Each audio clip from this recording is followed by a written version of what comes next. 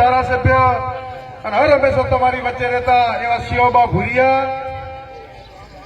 જિલ્લા પંચાયત કોંગ્રેસની જિલ્લા બનાસકાંઠા જિલ્લા કોંગ્રેસની જેના સિરે જવાબદારી છે એના વિસ્તારના મોભી એવા ભરતસિંહજી વાઘેલાજી, દિયોદર તાલુકા કોંગ્રેસ સમિતિના પ્રમુખ, પૂર્વ જિલ્લા પંચાયત શિક્ષણ સમિતિના ચેરમેન મારા મોટા ભાઈ શ્રી નરસિંહભાઈ, તાલુકા કોંગ્રેસ સમિતિના પૂર્વ પ્રમુખ ધારાશાસ્ત્રી બ્રહ્મ સમાજના આગેવાન બીકે જોશી સાહેબ, હાથ સે હાથ જોડો અને સતત લોકો અને યુવાનો માટે કામ કરતા ભેમાભાઈ ચૌધરી, પોસા કાકા, મહિલા કોંગ્રેસના પ્રમુખ ભાવનાબેન, તાલુકા ડેલિગેટ શ્રી, આ ગામના આજુબાજુથી આવેલ તમામ દલિત તલી સમાન વડીલો, મારા રાહ નવખણ જેવા યુવાન ભાઈઓ, માતાઓ અને બહેનો, આપ ઘણા સમયથી બેઠા રાહ જોઈને, ગરમી છે છતાં પણ 2-3 કલાક લેટ પડ્યા. આપ સૌની બે હાથ જોડીને માફી માંગુ છું. સમય સંજોગે મીટિંગો આગળ લોબી ચાલીને લેટ પડ્યા છો. આ ચૂંટણીમાં આપ સૌનો ઉમળકો અને ઉત્સાહ જોઈને એમ લાગે છે કે અત્યારે ચૂંટણી હોય તો શિવબા 5 લાખ ઉપર તમે જીતી જો એમ છો. એવો ઉત્સાહ આગળ ફટાકડા ફોડે મારા યુવાનો નાચતા હોય. તમારા જ્યાં બેન પ્રત્યેની લોકોએ સૂત્ર આપ્યું કે જ્ઞાની બેન, બનાસની બેન, અને ભાવ આપ સૌ પ્રગટ કરી રહ્યા છો. ત્યારે આમ તો બીકે જોશી સાહેબને હું એમનો ઠપકો આપતો હતો કે સાહેબ તમે એક બ્રહ્મ સમાજના આગેવાન છો અને વડીલ છો અને ચકચક હાસું બોલો. શિવબા મને થોડું યાદ છે, 8મા ધોરણમાં ભણતો હતો અને મારા વાવ થરા વિધાનસભા ભેગી હતી. ભાજપમાં કોઈ લડતું નતું ત્યારે ભીલડીથી ભૂદેવ સમાજના બાબુભાઈને લાવીને લડાયા હતા ચૂંટણી. જયારે કે કોઈ લડવા તૈયાર નતું ત્યારે સૌ પહેલા ભૂદેવ સમાજને કીધું કે હારો તો હારો, પણ ભાજપને ઉભી કરવા બ્રાહ્મણ સમાજને કીધું તમને બધી ટિકિટો આપી દો. અને 25-40 વર્ષ સુધી આ બ્રહ્મ સમાજે સતત મજૂરી કરી અને ભાજપને કંઈક ઓળખતા લોકો ત્યારે ભાજપ શું છે પણ કોઈને ખબર નથી. અને જયારે સુવર્ણ સમય આવ્યો ત્યારે મોરલી મનોહર જોશી હોય કે બાબુભાઈ ભીલડી વાળાએ શરૂઆત બનાસકાંઠામાં કરી હોય એ ક્યાંય ગોત્યા જડતા નથી. બ્રહ્મ સમાજ એ આશીર્વાદ અને જ્ઞાન આપનારો સમાજ છે. જયનારાયણ વ્યાસ જેવા ઉત્તર ગુજરાત માટે લડાઈ લડતા હોય અને મંત્રી હોય છતાંય એમના મુખ્યમંત્રીને પણ કહી શકે કે તમે જૂઠા છો, ઉત્તર ગુજરાતને અન્યાય કરો છો. એવા હોશિયાર લોકોને આજે સાઈડ કરી દીધા. હું તો સમગ્ર બનાસકાંઠાના બ્રહ્મ સમાજને પણ વિનંતી કરું છું કે આપ જાગો, આવો. અને બ્રહ્મ સમાજની જવાબદારી છે કે ગાય ને દીકરીની વારે આવવું જોઈએ. આ બનાસની દીકરી ચૂંટણી લડે છે ત્યારે આશીર્વાદ આપીને બ્રહ્મ સમાજે બીકે જોશી સાહેબ તમારે મેદાને આવવું જોઈએ એવી પણ આપ સૌને વિનંતી કરું છું. અને વિશેષ લંકા હોનાની હતી, રાવણના પસંદગીના એ રાક્ષસો હતા, એ રાક્ષસોના મહેલો હોનાના હતા.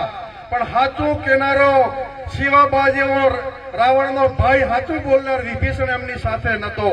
સાચું બોલનારા સાથે ના હોય તો એમના રાવણની લંકા હોનાની હોય કે રાક્ષસોના મહેલ હોનાના હોય, એને વિકાસ પુરુષ ન કહી શકાય કે એમના ઇતિહાસમાં નામ પણ ન હોય. એટલે હંમેશા બનાસકાંઠા જિલ્લા ઉપર જયારે છેલ્લા 10 વર્ષથી આફતો હોય, કોઈના પાનમાં જિલ્લો લીધો હોય અને કોઈ એક જ ચક્રી શાસન ચલાવી 70 જણા ભાજપમાં ટિકિટ માંગતા હતા, એક પણ ને ટિકિટ ન મળે.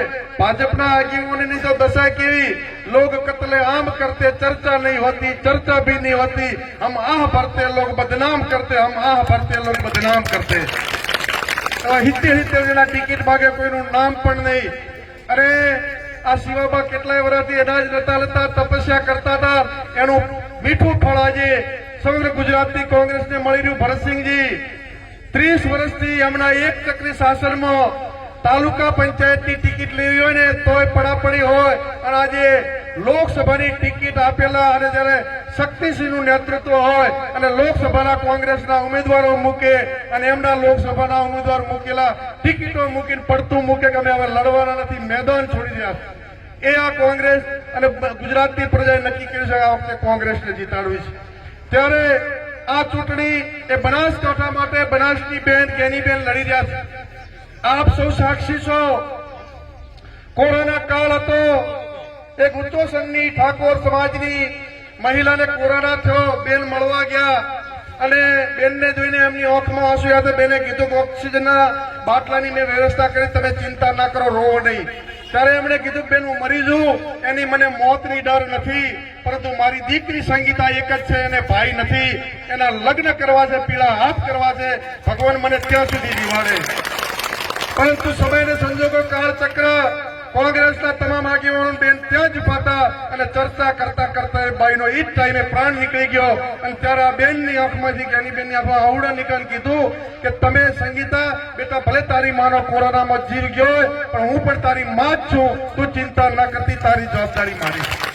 આપ સૌ ગુજરાત અને બનાસકાંઠા જાણો છો, આજે જે ભારતમાળા બન્યો ત્યાં ઉચ્ચોષણમાં એ દીકરી સંગીતાના રંગે ચંગે લગ્ન કર્યા, ભવ્ય લગ્ન કર્યા. એને એમ ના થાય કે મારી માં નથી, પોતાની હગી માં લગ્ન કરે, એ માની ભૂમિકા ભજવી હતી, એટલે બનાસની બેન જ્ઞાની બેન કહેવાય. ત્યારે આપ સૌને વિનંતી કરવા, વિશેષ તમામ સમાજ 18 આલમ ને વિનંતી કરું છું કે તમારી સૌની બેન લડે છે, આપ કેની બેન બનીને લડજો. અને વિશેષ અહીં તો મારો ગોગોળ પરિવાર છે, તમને પણ વિનંતી કરું છું કે મારી બેન છે, તમારી એ બેન છે, એટલે સર્વ સમાજને વિનંતી કરું છું. મારું પણ માગવું નહીં તન કે કાજ, પરમારથને કારણે મોગતા ના આવે લાજ. એક ઠાકોર સમાજની દીકરી વધી તમારી પાસે ખોળો પાથરીને વિનંતી કરવા આવ્યો છું. ત્યારે આપ 7મી તારીખે સૌથી વધુ મતદાન થાય, 90-95% મતદાન થાય, હાઈએસ્ટ મતદાન થાય. ગુજરાતમાં નોટ લેવરાય કે બનાસની બેન જ્ઞાની બેન ચૂંટણી લડતી હતી અને બનાસકાંઠા લોકસભાનું મતદાન 90% થયું છે. એ સ્થિતિનું નિર્માણ કરો, એ જ શબ્દો સાથે આપ સૌનો ખૂબ ખૂબ આભાર. જય હિન્દ, જય ભારત.